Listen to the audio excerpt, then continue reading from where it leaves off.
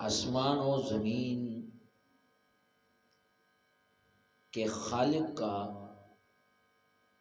کروڑ احسانات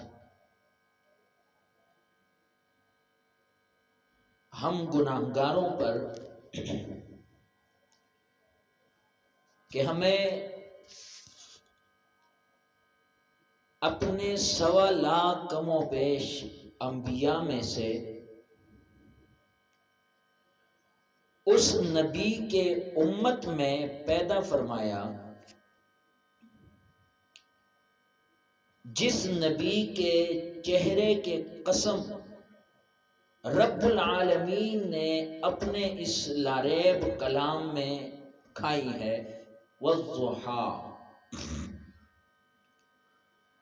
اس نبی کے امت میں جس نبی کے شہر کا تذکرہ رب العالمین اپنے لاریب کلام میں کچھ یوں فرماتا ہے، لا اقسم بہذا البلد، اس نبی کے امت میں جس نبی کے چادر کا تذکرہ بھی رب العالمین اپنے لاریب کلام میں فرماتا ہے، یا ایھا المدثر یا ایھا المزمل، اس نبی کے امت میں جس نبی کے ذکر کو رب العالمین بلند فرماتا ہے، وَرَفَعْنَا لَكَ ذِكْرَكَ، اس نبی کے امت میں جس نبی کے لیے اس کا سینہ کھول دیا جاتا ہے، أَلَمْ نَشْرَحْ لَكَ صَدْرَكَ، اس نبی کے امت میں جس نبی کو اپنا دیدار رب العالمین معراج کے صورت میں کرواتا ہے، اس نبی کے امت میں جس نبی کو خاتم النبیین فرمایا گیا، اس نبی کے امت میں جس نبی کو امام الانبیاء کا لقب دیا گیا، وہ نبی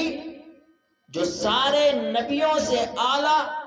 وہ نبی جو سارے نبیوں سے ارفع، نبیوں میں اگر اونچا درجہ ہے، مقام ہے، مرتبہ ہے، تو پیغمبر خدا صلی اللہ علیہ وسلم کا ہے۔ نبی علیہ السلام کا مقام مرتبہ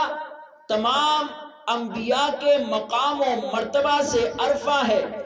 نبی علیہ السلام کا مقام و مرتبہ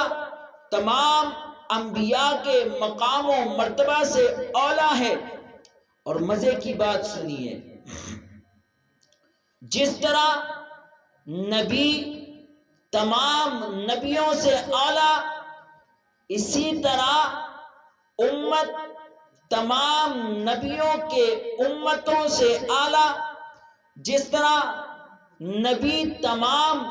نبیوں سے ارفع، اسی طرح یہ امت تمام نبیوں کے امتوں سے ارفع۔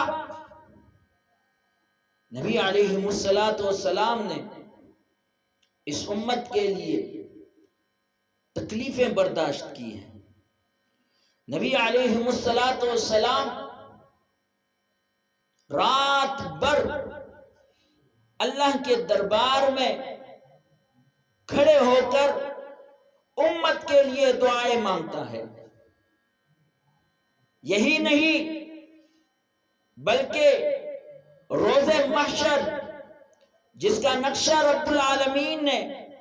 اپنے لاریب کلام میں کچھ یوں کھینچا ہے، فرمایا رب العالمین نے، یا ایھا الناس اتقوا ربکم ان زلزلۃ الساعۃ شیء عظیم، قیامت کا جو زلزلہ ہے، قیامت کا جو محشر کا لمحہ ہے وہ انتہائی خطرناک لمحہ ہے، وہ زلزلہ انتہائی سخت زلزلہ ہے، وہ ایسا زلزلہ ہے کہ دودھ پلانے والی مائیں اپنے بچوں کو بھول جائے گی، حمل والی عورتیں حمل پھینک دیں گی۔ وہ دن اتنا سخت ہے کہ قرآن کریم نے فرمایا یوم یفر المرء من اخیہ وامہ وابیہ وصاحبتہ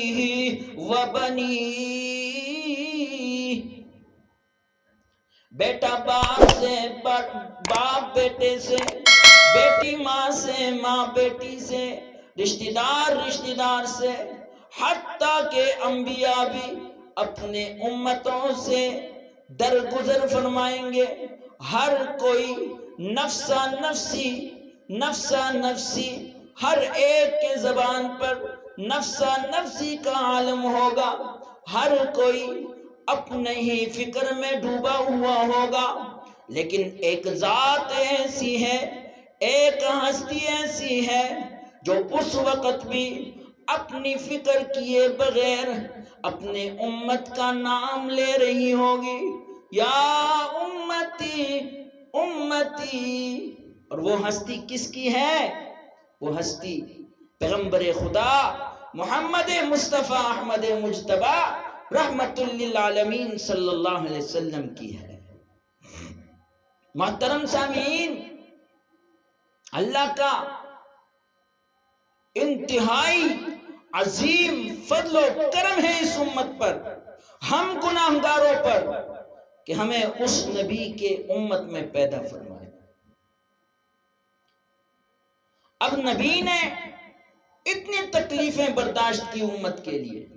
تو امت پر بھی نبی کے کچھ حقوق ہے۔ اس آیت میں رب العالمین نے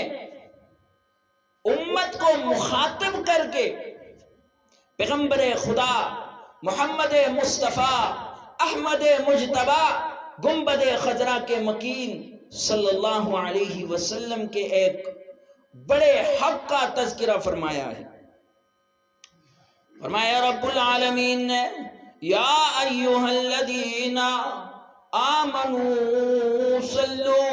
علیہ وسلموا تسلیما، اے ایمان والو